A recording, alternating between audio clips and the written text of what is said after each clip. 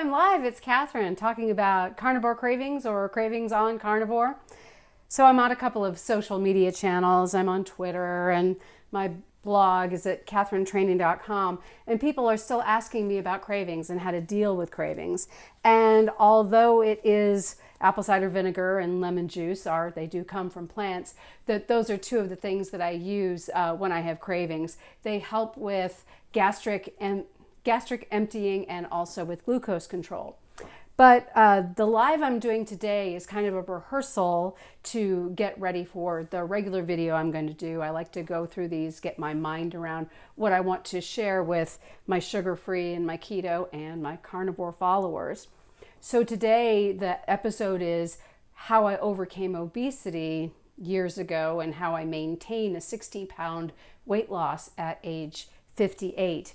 So if I had to put in one sentence what I did to overcome obesity and sugar addiction, in just one sentence, it would be I had to reduce the glucose in my nutrition until I got rid of my cravings. And it absolutely worked. So if anybody's dealing with cravings, if anybody's dealing with overweight or obesity or eating too much or dealing with too much food, it was so simple. It was simply to reduce the glucose load in the food I was eating until I reached the point at which my cravings went away. And this is what's so crucial and why I ended up going carnivore, because what worked when I was 43 is not what worked after menopause when I was 53. So this is so important. The beginning of my journey, age 43, I was clinically obese. I had gotten all the way up to 185 pounds at just 5'1". And then when I changed the things that actually got me to lose the weight, I had to reduce the glucose, all of the carbohydrates in my food. Oh, I'm dressed to do a Halloween dance video, but that's another subject. Got my crazy gloves on. Back when I was 43, I was able to do low sugar, lower carbohydrates. So I was eating what I called a farmer's market diet. So if I could get it at the farmer's market, so if it was a vegetable or a low sugar fruit, if I could get it at the butcher or the dairy, I could eat it. So that meant no sugar, no grains, no processed vegetable oils, and also only local olive oil as well. So it was this total local diet, local vegetables, local meat, local eggs, local full-fat dairy, and very little local fruit. So that had to shift though. As I got older, the cravings came back. So I was eating the same foods, but as I got older, they were giving me cravings again. So things like roasted Brussels sprouts, if they got caramelized, that would give me cravings. All of a sudden, like overripe cantaloupe would give me cravings where it hadn't before. So you see where this was going? With age, I became more insulin resistant, less glucose tolerant, and so I had to manage what I was eating to manage my age until I finally found carnivore.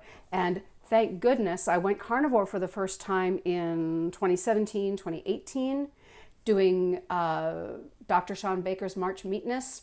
And at that point, I discovered that if I was having meat, eggs, and some cream, some full-fat dairy, I just did amazingly well. Incredibly good energy. The cravings were completely gone, completely satisfied on 2 meals a day.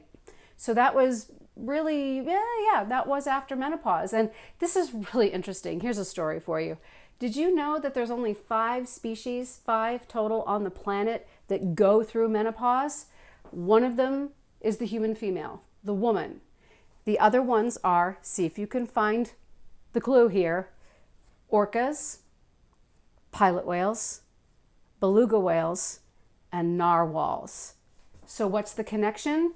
The human female, and the only other species on the entire planet that go through menopause are toothed whales. So these are whales that eat fish. And so it's really fascinating that these other creatures with these big brains that live beyond their ability to reproduce, why do they do that? Well, the theory is that they evolved to do that so that they can take care of the pod without competing with the other females in the pod. And if you think about carbohydrates, if you're female or if you love somebody who is, if you think about carbohydrates, in my experience, they do really, really well when you're young and you're reproducing. I could eat fruits and vegetables. I could never really eat grains or sugar. I had trouble since I was 6 years old.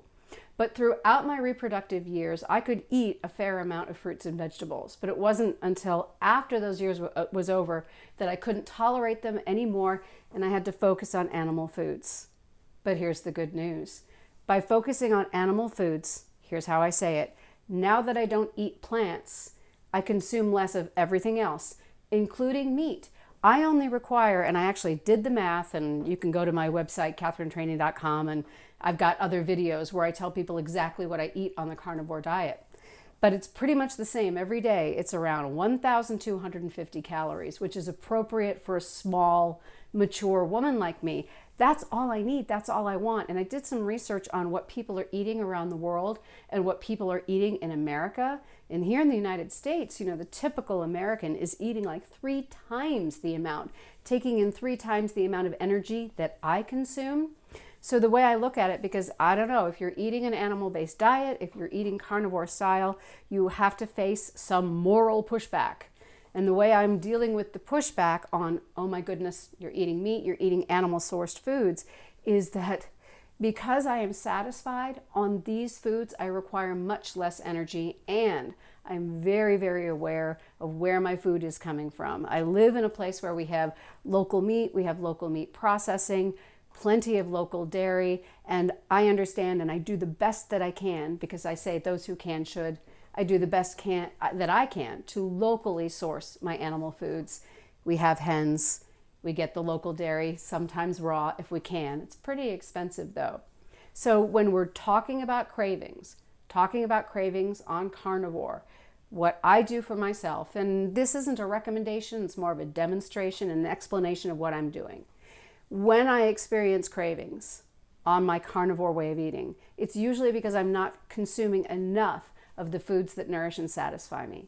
So if I have some more eggs and if I have some more local beef, I always find that that makes the cravings go away. So keeping it simple, keeping it local, that's the key to being really happy on my carnivore way of eating. And then also doing what I love. I'm dressed up because I'm doing my dance videos for TikTok and for my other YouTube channel. So eat what works for you, do what you love, stay well, come back and get more information on the Sugar Freedom channel. Be well, everybody. Bye-bye.